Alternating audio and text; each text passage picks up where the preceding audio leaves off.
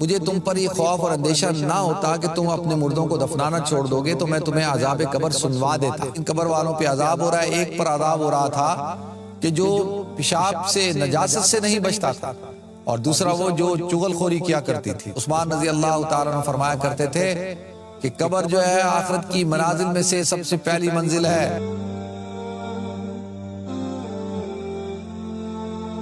اللہ تعالیٰ قرآن پاک میں ارشاد فرماتے ہیں تبارک الذی بیدہ الملک وہو علی کل شیء قدیر الذی خلق الموت والحیات لیبلوکم ایکم احسن عملا۔ اللہ کہتے ہیں ہم نے موت اور حیات کو پیدا کیا ہے تاکہ ہم دیکھیں کہ تم میں سے کون بہترین عمل کر کے آتا ہے۔ تو لہذا اللہ تعالیٰ نے اس دنیا کے اندر انسان کو بھیجا ہے، ایک مخصوص مدت کے لیے بھیجا ہے، اور ہر انسان اس مدت کو پورا کر کے اس کا آخرت کا سفر شروع ہوگا۔ اور اس سے ایک بات پتہ چلتی ہے کہ دنیا کا جو سفر ہے یا دنیا کا جو قیام ہے یہ ایک مختصر سا قیام ہے، اور اس کی مدت 50 60 سال 70 سال۔ بڑے خوش نصیب ہیں وہ لوگ جو 70 سال سے پلس ہیں اور جو ابھی بھی اللہ تعالیٰ نے ان کو صحت عطا کی ہوئی ہے، تو بڑی خوش نصیبی کی بات ہے، کیونکہ آج کل تو ایسی بیماریاں آ چکی ہیں کہ انسان 50 بھی کراس کر جائے تو بڑی بات ہے۔ تو اللہ فرماتے ہیں الذی خلق الموت والحیات لیبلوکم ایکم احسن عملا، کہ ہم نے موت کو بھی پیدا کیا ہے اور ہم نے ہی زندگی کو پیدا کیا ہے۔ یہ جو اللہ تعالیٰ نے پورا جو نظام بنایا ہے ناظرین، یہ دنیا کا جو نظام ہے، یہ سارا کا سارا نظام اللہ تعالیٰ نے اس لیے بنایا تاکہ اللہ تعالیٰ آزمائیں مجھے اور آپ کو، ہم کو، کہ ہم کیسی زندگی گزار کے آتے ہیں، ہم اللہ کو ناراض کر کے جاتے ہیں یا اللہ کو راضی کر کے جاتے ہیں۔ قرآن پاک میں اللہ تعالیٰ نے ارشاد فرمایا قد افلح من تزکا وذکر اسم ربہ فصلی، کہ کامیاب ہو گیا وہ شخص جس نے اپنا تزکیہ کیا اور جس نے اللہ کا ذکر کیا، جس نے نماز پڑھی۔ لیکن اللہ فرماتے ہیں قد افلح من تزکا وذکر اسم ربہ فصلی بل تؤثرون الحیات الدنیا، بلکہ تم لوگ کیا کرتے ہو، دنیا کی زندگی کو جو ہے وہ ترجیح دیتے ہو۔ تمہارے نزدیک دنیا کی زندگی جو ہے اس کی اہمیت زیادہ ہے، لیکن اللہ فرماتے ہیں والآخرۃ خیر وابقیٰ، آخرت جو ہے وہ بہتر بھی ہے اور قائم رہنے والی بھی ہے۔ تو ناظرین اللہ تعالیٰ نے دنیا کو بنایا ہے ٹرانزٹ کا۔ یہ جب ہم ٹریول کر رہے ہوتے ہیں نا، تو کسی ایئرپورٹ پہ ہمارا ٹرانزٹ ہوتا ہے، کبھی دبئی میں ہوتا ہے، کبھی ابوظہبی میں ہوتا ہے، کبھی استنبول میں ہوتا ہے، کبھی کسی اور ایئرپورٹ کے اوپر ہوتا ہے، تو وہ ٹرانزٹ ہوتا ہے۔ لیکن اصل منزل ہماری وہ ہوتی ہے جہاں ہم نے پہنچنا ہوتا ہے، تو لہٰذا دنیا جو ہے وہ ٹرانزٹ ہے۔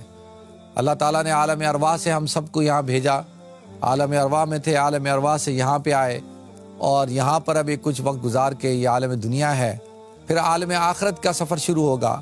اور عالم آخرت کے 3 حصے ہیں۔ سب سے پہلا قبر، کہ عالم آخرت کی پہلی منزل جو ہے وہ قبر ہے، قبر کی زندگی ہے۔ اب قبر کی زندگی، قبر کے اندر جو سوال جواب ہونے ہیں اور قبر کے اندر جو معاملات شروع ہونے ہیں، وہ انسان کے یہ جو دنیا کے جو اعمال ہیں، دنیا کی جو زندگی ہے، اس کے اوپر دار و مدار ہے۔ دنیا مزرعۃ الآخرہ، کہ دنیا جو ہے وہ آخرت کی جو ہے وہ کھیتی ہے۔ کیا مطلب؟ کہ انسان یہاں بوتا ہے اور وہاں پہ کاٹتا ہے۔ دنیا کاٹنے کی جگہ نہیں ہے، دنیا بونے کی جگہ ہے، بیج لگانے کی جگہ ہے، ہل چلانے کی جگہ ہے، کھیتی باڑی کرنے کی جگہ ہے۔ لیکن کاٹنے کی، جب زراعت تیار ہو جائے گی، کاشتکاری تیار ہو جائے گی، اس کے کاٹنے کی جگہ آخرت ہے۔ اور اللہ فرماتے والآخرۃ خیر وابقیٰ، کہ آخرت جو ہے وہ بہتر بھی ہے اور قائم رہنے والی بھی ہے۔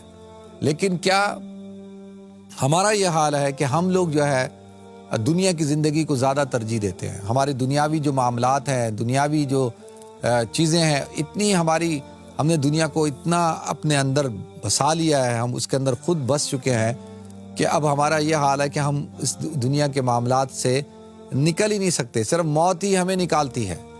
تو لہذا آخرت کے اندر اگر ہم کامیابی چاہتے ہیں تو ہمیں ناظرین دنیا کو بہتر کرنا ہوگا۔ اور آخرت کی سب سے پہلی منزل کون سی ہے؟ وہ قبر ہے۔ قبر کے بارے میں آتا ہے کہ القبر روضۃ من ریاض الجنہ وحفرۃ من حفرۃ النار، کہ قبر جنت کے باغوں میں سے ایک باغ ہے یا جہنم کے گھڑوں میں سے ایک گھڑا ہے۔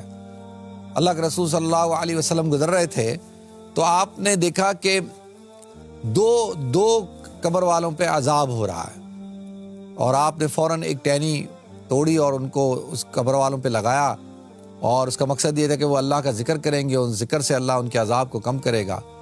تو حضور اکرم صلی اللہ علیہ وسلم نے ارشاد فرمایا اگر مجھے تم پر یہ خوف اور اندیشہ نہ ہوتا کہ تم اپنے مردوں کو دفنانا چھوڑ دو گے تو میں تمہیں عذاب قبر سنوا دیتا. یعنی دکھانا تو دور کی بات، اگر ہم سن لیتے تو ہم اپنے مردوں کو دفنانا چھوڑ دیتے، لیکن اللہ کے رسول صلی اللہ علیہ وسلم کو یہ اندیشہ تھا کہ تم اپنے مردوں کو دفنانا چھوڑ دو گے. تو یہ امور غیوبات میں سے ہے. تو اللہ کے رسول صلی اللہ علیہ وسلم نے ارشاد فرمایا کہ ان قبر والوں پہ عذاب ہو رہا ہے. ایک پر عذاب ہو رہا تھا کہ جو پیشاب سے نجاست سے نہیں بچتا تھا، اور دوسرا وہ جو چغل خوری کیا کرتی تھی، چغل خور. تو دو وجوہات کی بنا پر اللہ کے رسول صلی اللہ علیہ وسلم نے ارشاد فرمایا کہ عذاب قبر ہوتا ہے. عذاب قبر کی اور بہت ساری وجوہات ہیں، لیکن مین وجہ یہ بیان کی. تو اب جو ہے یہ سب سے پہلی منزل ہے قبر کہ جس کا ٹھیک ہونا ضروری ہے. حضرت عثمان رضی اللہ تعالیٰ عنہ جب قبرستان جایا کرتے تھے ناظرین تو گھنٹوں بیٹھ کر رویا کرتے تھے، آپ کی داڑھی مبارک تر ہو جاتی تھی. صحابہ آپ سے کہتے تھے اے عثمان آپ تو ذوالنورین ہیں، یعنی آپ کے نکاح میں تو نبی کریم صلی اللہ علیہ وسلم کی 2 صاحبزادیاں، آپ عشرہ مبشرہ میں سے ہیں، یعنی وہ 10 صحابہ میں سے جن کو دنیا کے اندر جنت کی بشارت دی گئی. آپ خلفائے راشدین میں سے ہیں، اور آپ جو ہے وہ شخصیت ہیں کہ جن کا بدلہ لینے کے لیے اللہ کے رسول صلی اللہ علیہ وسلم نے بیعت رضوان کی تھی اور اپنے ہاتھ کو آپ کا ہاتھ قرار دیا تھا. پھر اللہ نے کہا تھا ید اللہ فوق ایدیہم، ان سب کے ہاتھوں پہ اللہ کا ہاتھ. یعنی آپ کے قتل کی صرف افواہ پہ ہی اللہ کے رسول صلی اللہ علیہ وسلم نے بیعت لی آپ کا بدلہ لینے کے لیے. تو آپ کی شخصیت تو بہت اونچی شخصیت ہے. تو آپ جو ہے وہ قبر پہ روتے ہیں. اللہ تعالیٰ نے تو آپ کو دنیا کے اندر جو ہے وہ جنتی ہونے کی بشارت دی ہے. تو حضرت عثمان رضی اللہ تعالیٰ نے فرمایا کرتے تھے کہ قبر جو ہے آخرت کی منازل میں سے سب سے پہلی منزل ہے. اگر یہ ٹھیک ہو گئی تو ساری کی ساری منزلیں ٹھیک، اگر یہ خراب ہو گئی تو ساری کی ساری منزلیں خراب. تو عالم قبر ہے ناظرین، اس کے اندر منکر نکیر کے سوالات ہوں گے، اور پھر جب تک حشر کا میدان قائم نہیں ہوگا اس وقت تک قبر کی زندگی ہے، برزخ کی زندگی ہے. قرآن کہتا ہے وَنُفِخَ فِي الصُّورِ فَصَعِقَ مَن فِي السَّمَاوَاتِ وَمَن فِي الْأَرْضِ إِلَّا مَن شَاءَ اللَّهُ ثُمَّ نُفِخَ فِيهِ أُخْرَىٰ فَإِذَا هُمْ قِيَامٌ يَنظُرُونَ. کہ جب پہلا سور پھونکا جائے گا تو اللہ تعالیٰ پوری کائنات کو، آسمانوں کو، زمینوں کو، سب کو ختم کر دیں گے، سب رواں رواں ہو کر ختم ہو جائیں گے. اور اللہ تعالیٰ پھر وَنُفِخَ فِي الصُّورِ پھر ثُمَّ نُفِخَ فِيهِ أُخْرَىٰ پھر دوبارہ سور پھونکا جائے گا تو سب کے سب لوگ اپنی قبروں سے اٹھ جائیں گے. اللہ کے رسول صلی اللہ علیہ وسلم نے ارشاد فرمایا کہ سب سے پہلا شخص میں ہوں گا جو اپنی قبر سے اٹھوں گا، اور میرے ساتھ ابو بکر، عمر، اور پھر جنت البقیع کے مسلمان صحابہ کرام، پھر جنت المعلیٰ کے، پھر انبیاء کرام، اور پھر جو ہے وہ اولیاء کرام، ساری دنیا کے مسلمان جو ہے اپنی اپنی قبروں سے اٹھیں گے. اور ناظرین پھر حشر کا میدان قائم ہوگا. وَنَضَعُ الْمَوَازِينَ الْقِسْطَ لِيَوْمِ الْقِيَامَةِ فَلَا تُظْلَمُ نَفْسٌ شَيْئًا وَإِنْ كَانَ مِثْقَالَ حَبَّةٍ مِّنْ خَردَلٍ أَتَيْنَا بِهَا وَكَفَىٰ بِنَا حَاسِبِينَ. تو اس دن سب کے اوزان تولے جائیں گے، کسی کے اوپر کوئی ظلم نہیں کیا جائے گا. اگر کسی نے رائی کے دانے کے برابر بھی نیکی کی ہوگی تو اللہ تعالیٰ کہتے ہیں ہم اس کو لے کر آئیں گے، ہم بہترین حساب کرنے والے ہیں. ایک ایک عمل آپ کا نوٹ کیا جا رہا ہے، ایک ایک نیکی، ایک ایک برائی جو ہے وہ لکھی جا رہی ہے.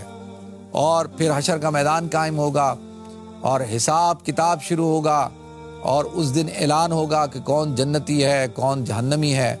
اور پھر جو ہے ناظرین حضور اکرم صلی اللہ علیہ وسلم کو اللہ تعالیٰ مقام محمود عطا فرمائیں گے، شفاعت کبریٰ عطا فرمائیں گے. آپ کی شفاعت سے امت کے گناہ گاروں کی جو ہے وہ بخشش ہوگی، اور اللہ تعالیٰ امت کے گناہ گاروں کی مغفرت فرمائے گا. لہذا اس کے بعد فیصلہ ہو جائے گا، جو جنتی ہے اس نے جنت میں جانا ہے، جو جہنمی ہے اس نے جہنم میں جانا ہے. تو لہذا یہ ساری منازل ہیں ناظرین، پل صراط ہے، حشر کا میدان ہے، اور پھر جو ہے وہ جنتی اور جہنمی ہونے کا فیصلہ ہوگا. تو اللہ تعالیٰ مجھے اور آپ کو، ہم سب کو ایسی زندگی گزارنے کی توفیق عطا فرمائے جو ناظرین کامیابی والی زندگی ہو.